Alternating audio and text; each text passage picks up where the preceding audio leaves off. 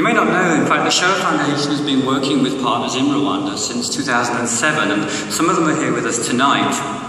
In fact, this year, 65 testimonies of the Rwandan Tutsi genocide were added to our visual history archive and are now there for the public and students to see.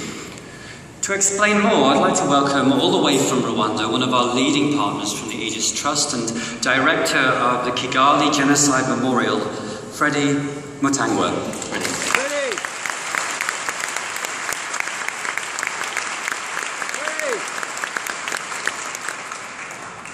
Thank you, Stephen. You know, Stephen is the first person I gave him my testimony. I said yes to him, but I was not sure how to give testimony. I began by first saying all people I lost during genocide: my father, my mother, and my 4 sisters. I told Stephen the most painful date of my life, April 13th, 1994. I was in hiding, and my mother brought me some food. I shared the meal with my mother, and this was the last time I saw her. When the Kigali Genocide Memorial was opened in 2004, testimony was central of the exhibit, but we still did not yet understand fully how to use them in our education and healing. We learned this from Shoah Foundation, and thank you. Our team traveled to California and spent 1 month learning about how to collect and indexing testimonies. Then we realized that Holocaust testimonies themselves could help to deal with our own loss and help our work in Rwanda. We find connection and empathy that we never experienced before. We also realize that giving testimony is not just about bad things that happened in your life. It can be about your whole life. This was a defining moment, realizing the healing power of testimony for the giver and for the viewer. We lived side by side with perpetrators in my country.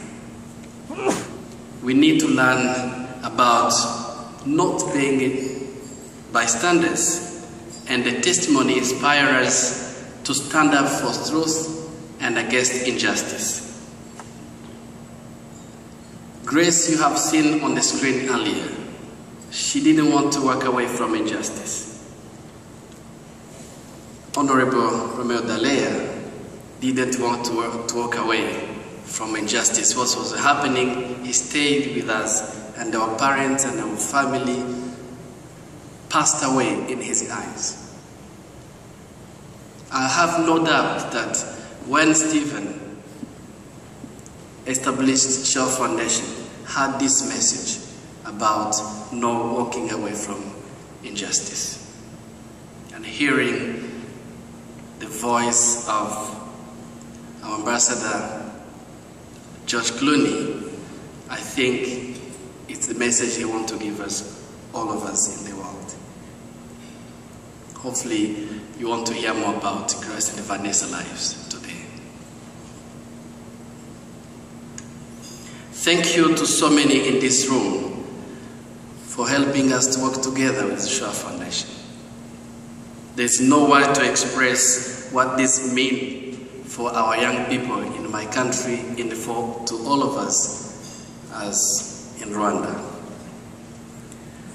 Just as the student from Brooklyn used eyewitness, we are using eyewitness in Kigali. And we use both Holocaust and Rwandan testimony. When one student who participated shared, we are all one, I knew there was hope. Thank you very much.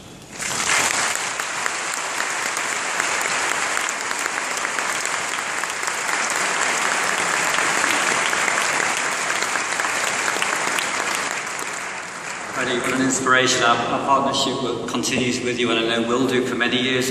In fact, as it will with many other groups, including those who have the story of the Armenian genocide to tell almost 100 years ago, and those from Cambodia and Darfur and others. You know, as of this moment, ordinary people just like us, just like Freddy, are at the risk of genocide in this world. And the work we're doing is about their future. That journey is still ahead. Thank you for all that you have done to travel with us so far. Please stay the journey. Thank you.